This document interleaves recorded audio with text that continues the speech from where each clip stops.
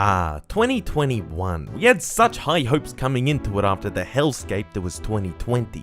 And yeah, there's still that whole pandemic thing going on, but who cares about that? We're here to talk about the most important thing: video games.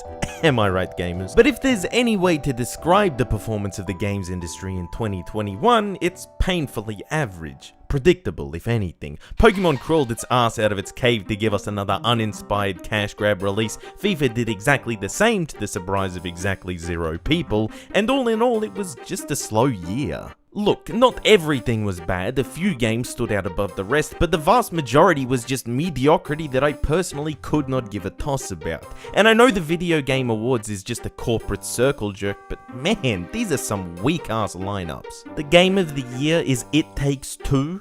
That's 2 more people that even owned this stupid ass game. Who even played this? So this year I'm gonna do something a little different. Rather than just making a somewhat arbitrary list of the best games that came out this year, I think I'll do more of an overview of the year in video games according to Dave Davidson. Welcome to Dave's Faves of 2021.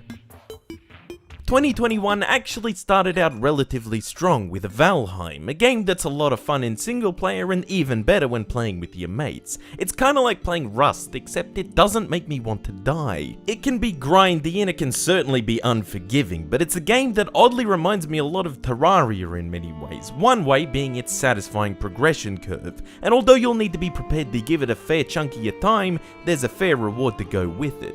Updates have been slow for Valheim, and it still has a ways to go, but perhaps some patience is required. Despite massive sales earlier in the year, it's still the work of a small indie studio, and they don't have the manpower or resources to compete with AAA game corporations. So I hope that they do take their time and not rush out an unfinished mess, but that they also don't get stuck in an indefinite early access.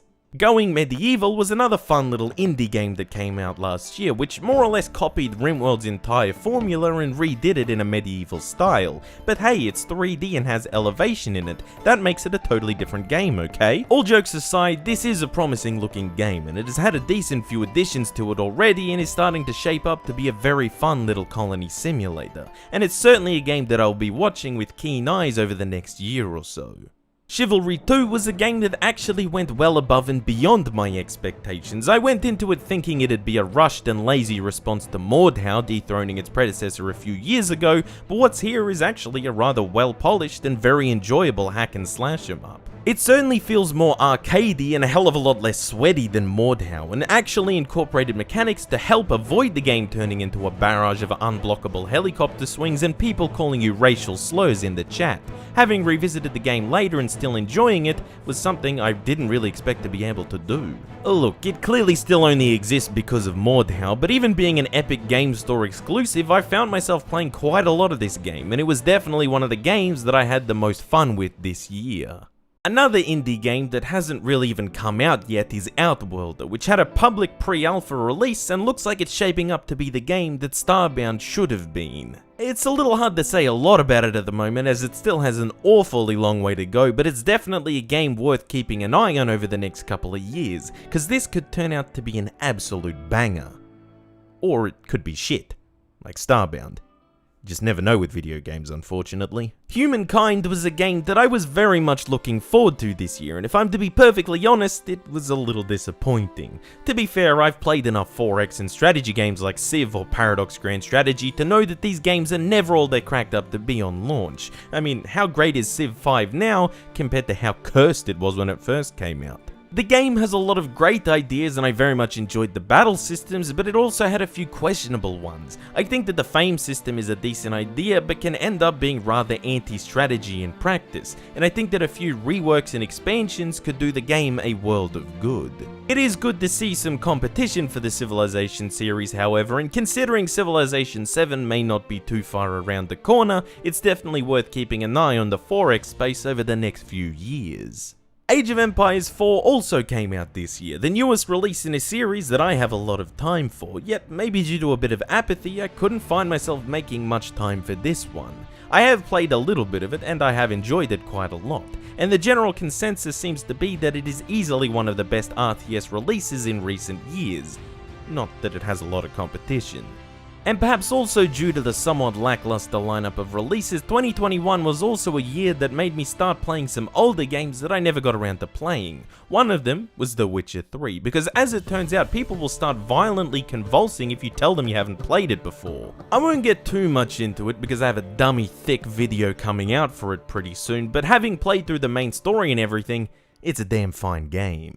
However, 2021 was not just a year of releases, but also updates. Minecraft was a game that had a pretty good year. Not only did someone finally add whoopers to their video game, further cementing its place as the best video game of all time, but the game has finally seen a proper overhaul in its world generation, something that's been needed for a hell of a long time. Another updated game that I got into last year was Project Zomboid. Having been a game that was on my Steam wishlist for a long time, I finally bit the bullet, and I'm glad I did, because this is a good ass game, and it's starting to do numbers on the Steam charts. A big factor in this is the release of official multiplayer support for the game, which is buggy and laggy as hell at the moment, but still heaps of fun.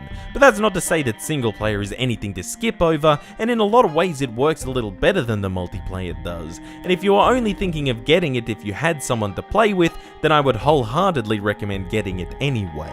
I will say that I got into it before the multiplayer update. I actually bought it midway through last year, but it's still a game that's been in early access development hell for a long time. Though I think I started at the right time, because after pumping over 80 hours into it very quickly, this would have to be one of the best survival games I've ever played. And I'm very keen to see how Zomboid progresses in the future. The review is coming very soon. So that was the best of the year 2021 according to me, the funny Whooper Man. But you're still not satisfied with this video, are you? You still want me to pull a top 5 list out of my ass for this year, don't you? Fine.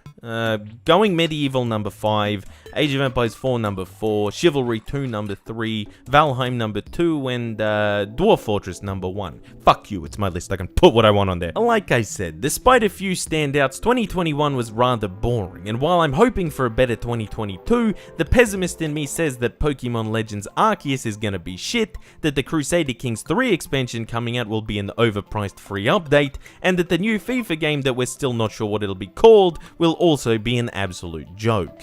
But the optimist in me wants to say that Arceus will be a snapshot of actual innovation in the Pokemon franchise. Royal Court will actually be worth what you pay for it, and that the new FIFA game will still be dog shit. Let's be real, this is EA we're talking about. So thanks for joining me today, and many appreciations if you joined me on Davo.com in 2021, and I hope you tune in again this year, as well as for the next installment of Dave's Faves.